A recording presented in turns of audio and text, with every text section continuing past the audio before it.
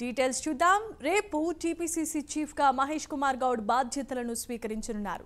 రేపు మధ్యాహ్నం 2 గంటలకు బాధ్యతలు స్వీకరిస్తారు. హైదర్గూడ ఎమ్మెల్యే క్వార్టర్స్ లో కుటుంబ సమేతంగా ప్రత్యేక పూజలు నిర్వహించనున్న మహేష్ కుమార్ గౌడ్ మధ్యాహ్నం 12 గంటలకు గన్ పార్క్ నుంచి గాంధీ భవన్ వరకు భారీ ర్యాలీ నిర్వహిస్తారు. గాంధీ భవన్ లో పీసీసీ చీఫ్ బాధ్యతలను మహేష్ కుమార్ గౌడ్ కు మాజీ పీసీసీ చీఫ్ రేవంత్ రెడ్డి అప్పగించనున్నారు. అనంతరం గాంధీ భవన్ లో బహిరంగ సభ నిర్వహించబోతున్నారు. ఏఐసీసీ వ్యవహారాల incharge Deepa Das Munshi, deputy CM Bhatti, మంత్రులు, ఎంపీలు, ఎమ్మెల్యేలు, కాంగ్రెస్ కార్యవర్గ సభ్యులు తదితరులు హాజరు కానున్నారు.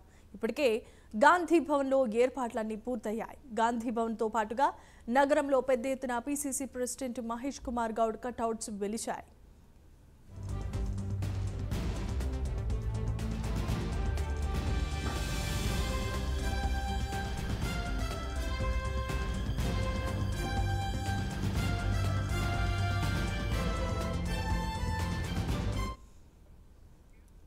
రైట్, ఇక ఇదే అంశానికి సంబంధించి మరిన్ని అప్డేట్స్ ను మా ప్రతినిధి నాగేంద్ర లైవ్ ద్వారా అందిస్తారు.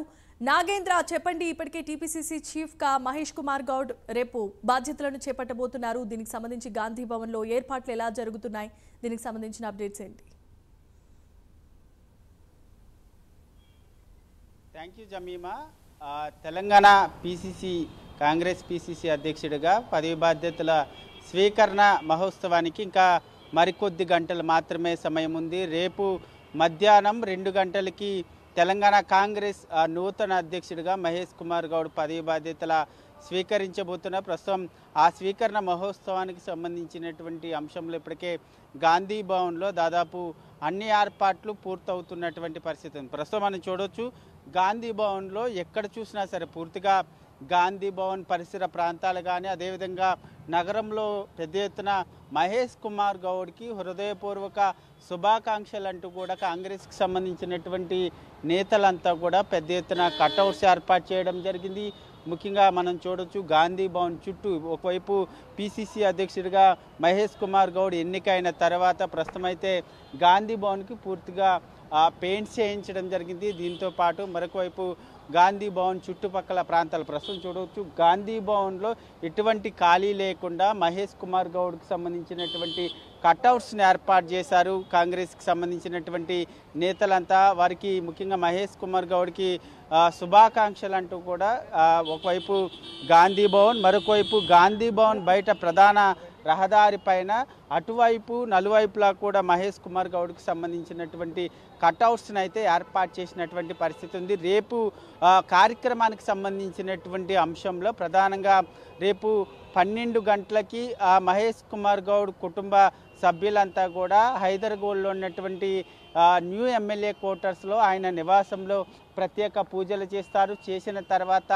అక్కడి నుంచి నేరుగా గన్ పార్క్ అమరవీరుల స్తూపానికి అసెంబ్లీ ముందున్నటువంటి గన్ పార్క్ వద్దకు చేరుకుంటారు 12 గంటలకి అక్కడ ఆయన కుటుంబ సభ్యులంతా కూడా చేరుకున్న తర్వాత అమరవీరుల స్తూపానికి నివాళులర్పిస్తారు. నివాళులర్పించిన తర్వాత అక్కడి నుంచి కాంగ్రెస్ శ్రేణులు అదేవిధంగా మహేష్ కుమార్ గౌడ్ పెద్ద ఎత్తున భారీ ర్యాలీగా గాంధీ భవన్కి చేరుకుంటారు. ఇప్పటికే ఒకవైపు రేపు జరిగేటటువంటి కార్యక్రమానికి సంబంధించినటువంటి అంశంలో అన్ని ఏర్పాట్లు పూర్తి చేసినటువంటి పరిస్థితి అయితే కనిపిస్తుంది. మరొకవైపు రేపు జరిగేటటువంటి సభా ప్రాంగణానికి సంబంధించినటువంటి అంశంలో కూడా దాదాపు కూడా ఇప్పటివరకు ఏర్పాట్లన్నీ కూడా పూర్తవుతున్నటువంటి పరిస్థితి అయితే కనిపిస్తుంది. ముఖ్యంగా రేపు 12 గంటలకి భారీ ర్యాలీగా వచ్చిన తర్వాత గాంధీ భవన్లో 2 గంటలకి ప్రస్తుతం ఉన్నటువంటి పీసీసీ అధ్యక్షుడు రేవంత్ రెడ్డి ఆధ్వర్యంలో పదవి బాధ్యతలు మహేష్ కుమార్ గౌడ్ స్వీకరిస్తారు.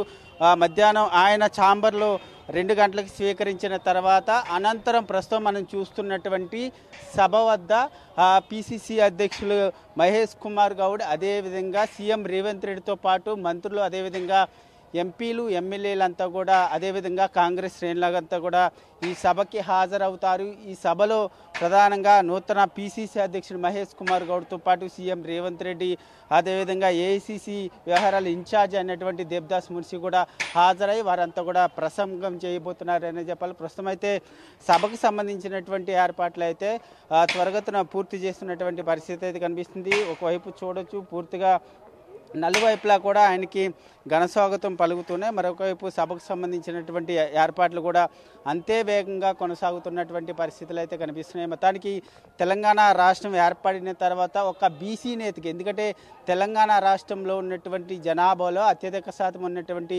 బీసీ నేతకి పిసిసి అధ్యక్ష పదవి తెలంగాణ రాష్ట్రం ఏర్పడిన తర్వాత ఇప్పటివరకు కూడా ఇవ్వలేదు. ప్రస్తుతం తెలంగాణ రాష్ట్రం ఏర్పడిన తర్వాత మొదటి బీసీని పిసిసి నేతగా అధిష్టానం ఎంపిక చేసింది. మరికొద్ది గంటల్లోనే, అంటే రేపు మధ్యాహ్నం 2 గంటలకి గాంధీ భవన్ కేంద్రంగా బాధ్యతలు స్వీకరిస్తారు. స్వీకరించిన తర్వాత ప్రస్తుతం మనం ఉన్నటువంటి సభలో ఆయన ప్రసంగించబోతున్నారు. మొత్తానికైతే గాంధీ భవన్కి సంబంధించినటువంటి పిసిసి పదవి బాధ్యతల స్వీకరణ మహోత్సవ కార్యక్రమానికి సంబంధించి అన్ని ఏర్పాట్లు పూర్తవుతున్నాయని చెప్పాలి. Jemimah, thanks for the updates.